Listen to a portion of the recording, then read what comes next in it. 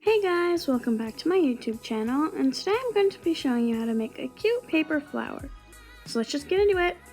So the supplies you'll be needing are scissors, glue,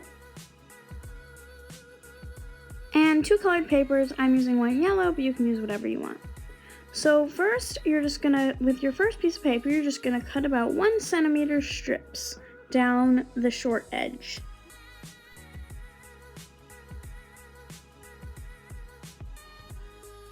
Then you're gonna take them and cut them in half. I have this method where I kind of fold them into a loop and then put my scissors in the middle and slice them down in half, but you can do whatever you want. Then I'm gonna take a small section of my yellow paper and just cut out a small circle that'll be the center of the flower.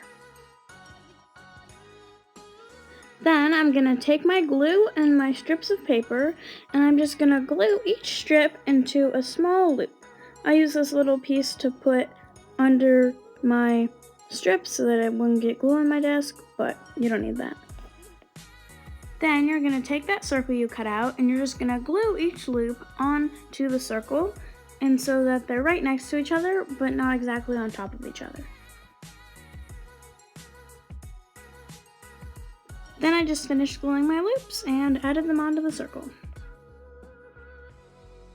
Then I just used this little piece I was gluing on, but you can just cut out a little piece. And I'm just gonna cut one more smaller circle and glue it onto the back of your flower so that all the little loops stay in place. And this is your finished flower. I hope you liked it.